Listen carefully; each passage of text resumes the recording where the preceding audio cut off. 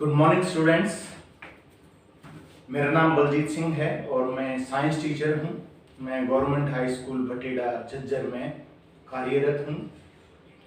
Students, जैसा कि आप घरों में हैं, स्कूल नहीं आ पा रहे हैं, उसी प्रकार से टीचर भी स्कूल नहीं आ पा रहे हैं। कोविड जैसी महामारी के कारण हमें लॉकडाउन के अंतर्गत रहना पड़ रहा है।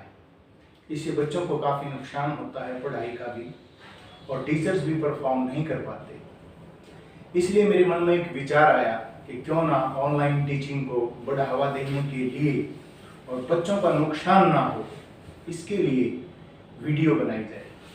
So students, 10th class mathematics के लिए आज से हमने वीडियो बनानी शुरू की है। पहले हम फंडामेंटल कोर्स करेंगे, उसके बाद एडवांस कोर्स करेंगे। फंडामेंटल का मतलब आप यूँ समझ लीजिए आप बेसिक कोर्स कर रहे हैं। तो इस कड़ी में आज शुरू कर रहे हैं 10th class chapter 1 mathematics real number, यानी कि हिंदी में वास्तविक संख्याएं।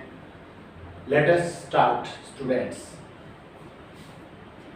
मैंने पहले ही इसको बोर्ड पे लिखा हुआ है ताकि आपका और मेरा समय बचे। स्टूडेंट्स, रियल नंबर को समझने से पहले हमें ये समझना होगा कि नंबर सिस्टम क्या है। नंबर सिस्टम बहुत ही पुरानी चीज़ है जो काफ़ी समय से चल रही है, और सबसे पहले नंबर पे जिस नंबर की बात आती है स्टूडेंट्स, वो नंबर है नेचुरल नंबर्स, जिसे आप हिंदी में प्राकृत संख्याएं भी कहते हैं। स्टूडेंट्स, प्राकृत संख्याएं वो होती हैं जो एक से आगे बढ़ते हुए इन्फिनिटी तक जाती हैं। आप बढ़ेंगे कितना, हर बार एक स्टेप आगे बढ़ती है, +1 +1 +1 and so. Students, smallest natural number की बात की जाए, सबसे छोटी प्राकृत संख्या की बात की जाए तो ये 1 है, और सबसे बड़ी प्राकृत संख्या की बात की जाए तो ये इन्फिनिटी है, अनंत है, आप हिंदी में कह सकते हैं। इससे नेक्स्ट नंबर 2 स्टूडेंट्स वो नंबर्स हैं, पूर्ण संख्याएं हैं। इसमें और इसमें बस इतना फर्क है, ये 1 से शुरू हैं, ये 0 से शुरू हैं, बाकी सब सेम है। सो स्मॉलेस्ट होल नंबर 0 है, लार्जेस्ट होल नंबर इन्फिनिटी है। इनके पूर्ण संख्याएं 0 से शुरू होकर एक एक बढ़ते हुए अनंत तक, इन्फिनिटी तक जाती है। आगे बात करेंगे इंटीजर्स की, जिसको पूर्णांक कहते हैं हिंदी में। इसके अंदर आपके सारे होल नंबर्स आ जाते हैं, और इसके साथ साथ आपके नेगेटिव नेचुरल नंबर्स भी आ जाते हैं, यानी कि 0, सभी प्लस के, सभी माइनस के नंबर इकट्ठा, कलेक्टिवली हम इनको इंटीजर यानी कि पूर्णांक कहते हैं। बस ध्यान ये रखना है आपने कि ये पूर्ण अंक होते हैं। ये नंबर फ्रैक्शन में यानी कि भिन्न में नहीं होते, जैसे 2/3, 3/7 लाइक दिस। ये फ्रैक्शन में नहीं होते, भिन्न में नहीं होते। स्टूडेंट्स, इतना आपको क्लियर हो गया होगा। अब आगे हम बात करेंगे रेशनल नंबर्स की, जिसे हिंदी में परिमेय संख्याएं कहते हैं। आप 8th क्लास में भी ये पढ़ चुके हैं कि परिमेय संख्याएं वे संख्याएं होती हैं जिन्हें आप P/Q फॉर्म में लिख सकते हैं स्टूडेंट्स, जहां पर P और Q क्या है, ये आपके पूर्णांक हैं। एक कंडीशन और भी है, Q जो है आपका 0 नहीं होना चाहिए। आपका P बेशक 0 हो, लेकिन Q 0 नहीं हो सकता, क्योंकि हमें 0 से डिवाइड करना, भाग करना नहीं आता। आपका आंसर 0 से भाग करने पर नॉट डिफाइंड यानी कि अपरिभाषित आ जाएगा। इसलिए ये कंडीशन है, P Q है नो कॉमन फैक्टर। एक को छोड़कर P और Q का कोई साझा गुणनखंड नहीं होता। सो स्टूडेंट्स, ये सभी नंबर आपकी रेशनल नंबर हैं। 0 को भी आप रेशनल नंबर कह सकते हैं, परिमेय संख्याएं कह सकते हैं। क्यों कह सकते हैं? क्योंकि 0 को आप 0/1 लिख सकते हैं। P/Q फॉर्म में 0/1, 0 P है, 1 Q है, तो नीचे तो 0 है नहीं, ऊपर 0 होने से कोई फर्क नहीं पड़ता। और ये दोनों नंबर देखिए 0 और 1 इंटीजर्स, पूर्णांक मानते हैं। इसलिए ये क्लियर है कि ये एक परिमेय संख्या है। इसके बाद स्टूडेंट्स, परिमेय संख्या को समझने के बाद आती है बात अपरिमेय संख्याएं की। जो अपरिमेय संख्याएं 9th क्लास में ही आपकी शुरू हो गई थी, आपको ध्यान भी होगा वे संख्याएं जो परिमेय नहीं है उन्हें हम अपरिमेय संख्याएं कहते हैं। इंग्लिश में इन्हें इर्रेशनल नंबर्स बोलते हैं। स्टूडेंट्स, इसको लिखने का एक आसान तरीका मैं आपको बता सकता हूँ। कोई भी नंबर उसका स्क्वायर रूट ले लीजिए, लेकिन वो नंबर जैसे ये 2, 3, 5, 6 एक परफेक्ट स्क्वायर नहीं होना चाहिए, पूर्ण वर्ग नहीं होना चाहिए। यदि ये पूर्ण वर्ग नहीं होगा तो ये जो आपका नंबर होगा ये अपरिमेय संख्या कहलाएगा। स्टूडेंट्स, जरूरी नहीं है कि ये केवल स्क्वायर रूट हो, ये क्यूब रूट भी हो सकते हैं। बस वहां आपने ये ध्यान रखना है कि क्यूब रूट के अंदर जो संख्या है, जैसे मैं यहाँ लिख दूं ये क्यूब रूट और ये मान लिख दिया मैंने 15, 15। अब स्टूडेंट्स, यदि मान लीजिए ये परफेक्ट क्यूब होता या 64 होता तो इसका आंसर क्यूब रूट आ जाता 4।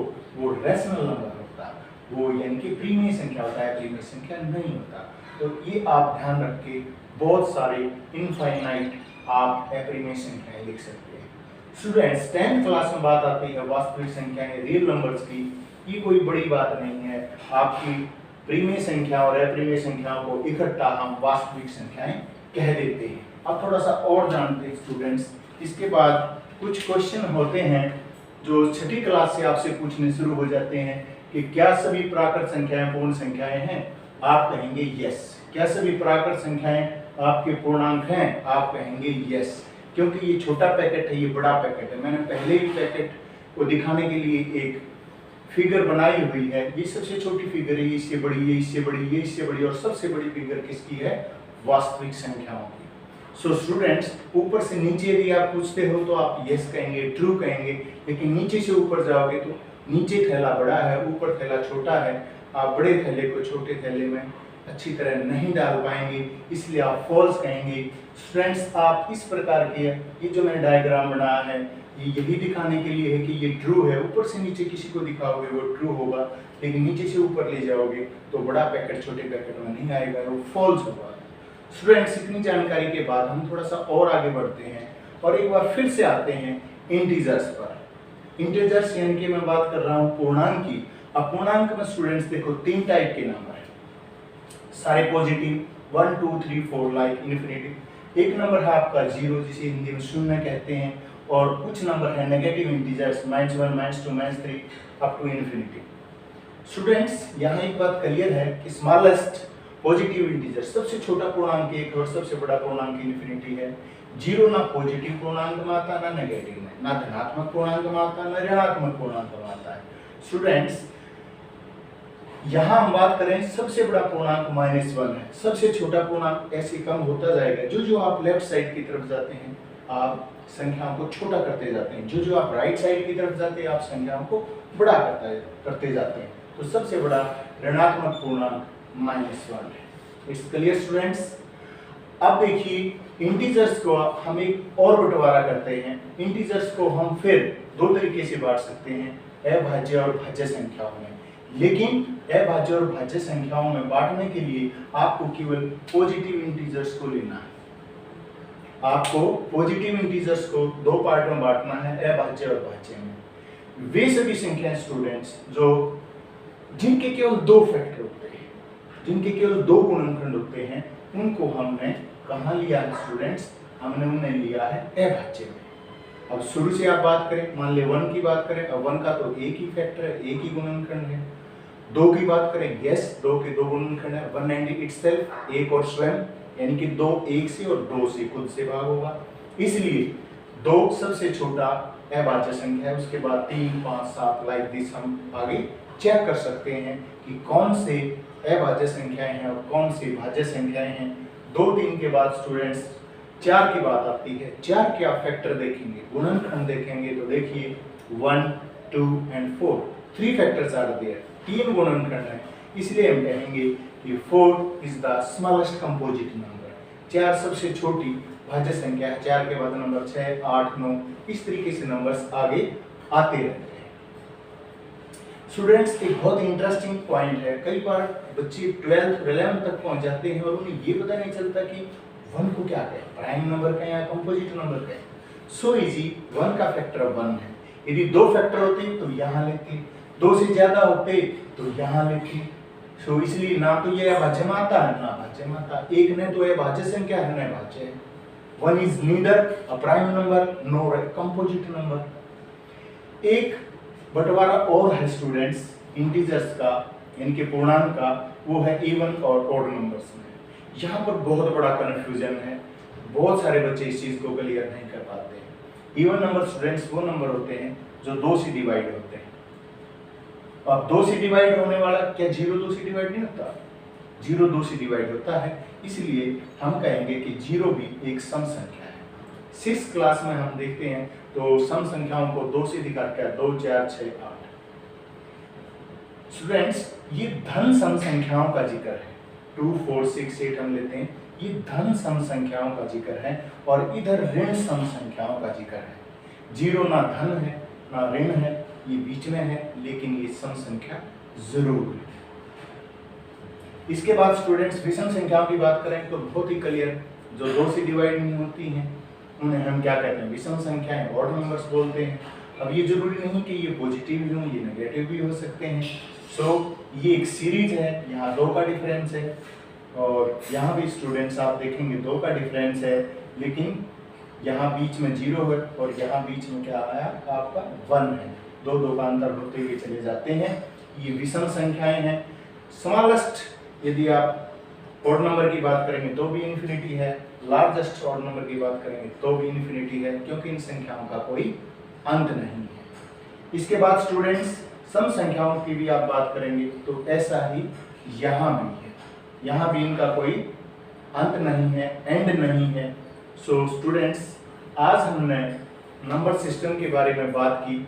नंबर सिस्टम बहुत ही इम्पोर्टेंट टॉपिक था और ये टॉपिक एक ज्ञान है, मैथ की शुरुआत है। जैसे आप हिंदी में पढ़ते हैं तो आपको वर्ण के बारे में पता होना चाहिए, स्वर कितने हैं, व्यंजन कितने हैं, फिर आप शब्द बनाते हैं और उस हिंदी लैंग्वेज को अच्छी प्रकार से समझ पाते हैं। उसी प्रकार यदि आपके पास नंबर्स की अच्छी जानकारी है, यदि आपको नंबर्स का पूरा ज्ञान है, तो आप बहुत सारी नई नई संख्याएं बना सकते हैं और मैथमेटिक्स को आप बहुत अच्छी तरीके से समझ सकते हैं स्टूडेंट्स। और आज हमने इसके बारे में बात की, नंबर सिस्टम के बारे में बात की, डिफरेंट के क्लासिफिकेशन की। स्टूडेंट्स नेक्स्ट वीडियो के अंदर हम और अच्छे क्वेश्चन लेके आएंगे और आपको और बेहतर बनाने की कोशिश करेंगे। Be honest, daily do your work, not only daily but timely, so that you can upgrade yourself. It's very important. So thank you so much for today.